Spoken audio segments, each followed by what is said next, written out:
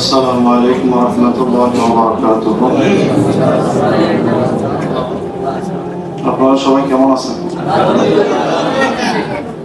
আওয়াজে বোঝা গেল কেউ কেউ খারাপ আছেন। একটু মহব্বতে বলেন তো, আপনারা সবাই কেমন আছেন?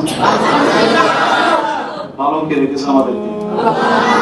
আবার একবার করে আলহামদুলিল্লাহ। এখন একটু মন মানসিকতা ভালো না, মন ফ্রেশ। এজন্য মনে রাখবেন, মোবাইলে যখন ভাইরাস হয়, সফটওয়্যার নামে দেওয়া ভাইরাস ডিলেট করা বাংলার মস্তিষ্কে যখন ভাইরাস হয় তখন ডিলেট করবো কিভাবে? ভাইরাস গুলা, টেনশন, ডিপ্রেশন গুলো দূর করবো কিভাবে? সুবহানাল্লাহ, আলহামদুলিল্লাহ। এই দোয়াগুলো পড়লে, লা হাওলা ওয়ালা কুওয়াতা, এই দোয়াগুলো পড়লে ডিপ্রেশন, চিন্তা, চেতনা সব দূর হয়ে যাবে। সুবহানাল্লাহ। আসুন সংক্ষেপে একটু আপনাদেরকে কষ্ট দিই। আল্লাহ হাবিব সাল্লাল্লাহু আলাইহি ওয়াসাল্লাম আমাদেরকে বলেছেন, সাইয়েদনা কাতাদা রাদিয়াল্লাহু তাআলা হাদিস, সাইয়েদনা কাতাদা রাদিয়াল্লাহু তাআলা তিনি বলেছেন, আল্লাহর হাবিব সাল্লাল্লাহু আলাইহি ওয়াসাল্লাম বলেছেন, ইরশাদ করেছেন, ইন্না আসওয়াআন নাসি সারিকাত।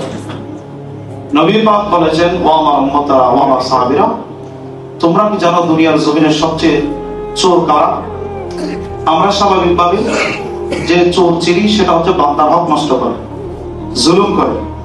কিন্তু নবী পাক আমাদেরকে শিখিয়ে দিচ্ছেন, না, কিছু বান্দা আছে যারা আল্লাহর হক নষ্ট করে, আল্লাহর হকের ক্ষেত্রেও চুরি করে। বলে তারা কারা?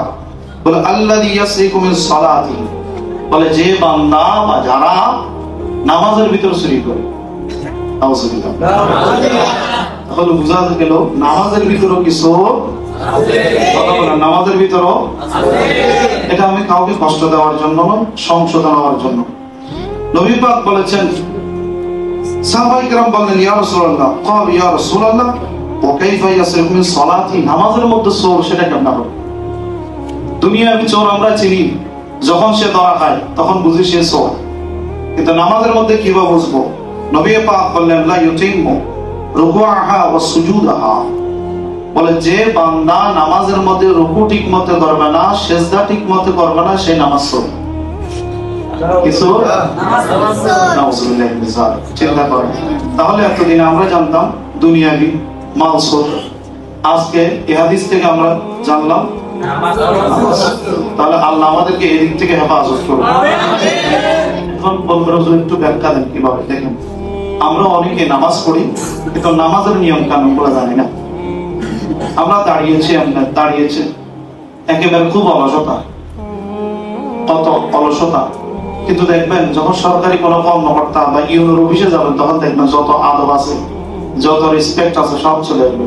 নামাজে যখন আপনি দাঁড়াবেন মনে করবেন আপনি সাধারণ কোনো ব্যক্তির সামনে নয়, আপনি খোদার সামনে আছেন। সুবহানাল্লাহ।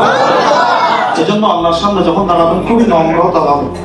আমরা অনেকে দাঁড়ায় নামাজের মধ্যে পাগুলো এদিক ওদিক থাকে, কিন্তু নামাজে যখন দাঁড়াবেন পাগুলো সোজা রাখার চেষ্টা করবেন, যার যতটুকু হয় সোজা রাখার চেষ্টা করবেন, এত বেশিও না। অনেকে আছে দেখবেন ইদানিকের মধ্যে এই 5-6 বছরের মধ্যে কিছু বাইরে হয়ে গেছে, নামাজের মধ্যে ফাঁক হয়, 3 জনের জায়গা মারি দাঁড়ায়। আল্লাহ নবী নিষেধ করেছেন, আমি সেদিকে যাচ্ছি না, হাদিসে পাক। তো নামাজের মধ্যে দাঁড়াতে হলে আমাদেরকে পা দুটো কি করতে হবে? বলেন কি করতে হবে? সোজা রাখতে হবে কিবলার দিকে। সোজা হয়ে যখন আমরা দাঁড়িয়েছি, এভাবে দাঁড়িয়েছি, দাঁড়ানোর পরে দেখেন আমাদের দৃষ্টি কোন দিকে থাকবে? যখন আমি তাকবীর বলছি, যাই নামাজে দাঁড়িয়ে দোয়ার আগে ইস্তেগফার পড়বেন, যাই নামাজে দাঁড়ানোর পরে যখন তাকবীর এভাবে বলবেন, এভাবে যখন বলছেন আপনার সিজদা জায়গা যেটা সেখানে আপনার চোখ থাকতে হবে। এখন আমরা অনেকে নিয়ত করি ফ্যানের দিকে থাকি, অনেকে ইমাম সাহেবের টুপির দিকে থাকে। তাহলে চিন্তা করেন আমাদের আসলে কি নামাজের মধ্যে আমাদের নামাজে জোর আছে? এবার কথাগুলো মিলিয়ে দেখেন, আমরা অনেকে দাঁড়াচ্ছি আমার সামনে, বান্দা কি গেঞ্জি গায়ে দিল, নাকি শার্ট গায়ে দিল, ওদিকে তাকায় তাকবীর।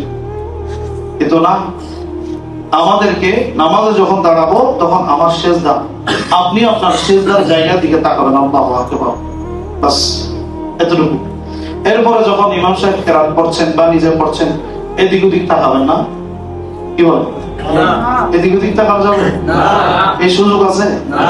যখন আপনি নামাজে দাঁড়ান একেবারে আপনাকে যত রকম আদব আছে ওই সিজদার জায়গা আপনার চোখ থাকলে আপনি কেরাত পড়বেন। এখন কিন্তু যখন ইমাম সাহেব বা আপনারা যখন ইমামের পিছনে নামাজ পড়েন, ডানে বাঁয়ে তাকান, অসম্ভব। ডানে বাঁয়ে তাকাবেন না। নামাজের মধ্যে রাসূল যে বলেছেন যে ওয়াইতুমু রুকুআহা ওয়া সুজুদাহা, তার রুকু এবং সিজদার কারণে সেই নামাজই সব। তাহলে আমাদের রুকু এবং সিজদা আল্লাহর নবী পাক যেভাবে বলেছেন, সাহাবায়ে কেরাম থেকে উলামায়ে কেরাম যেভাবে বলেছেন আমরা সেভাবে করব। আজকে থেকে আমরা মাসালা শিখলাম, নামাজে যখন তাকবীর বলবো আমরা দাঁড়াবো সিজদার দিকে, দেখবো কোন দিকে, নজর থাকবে সিজদার দিকে।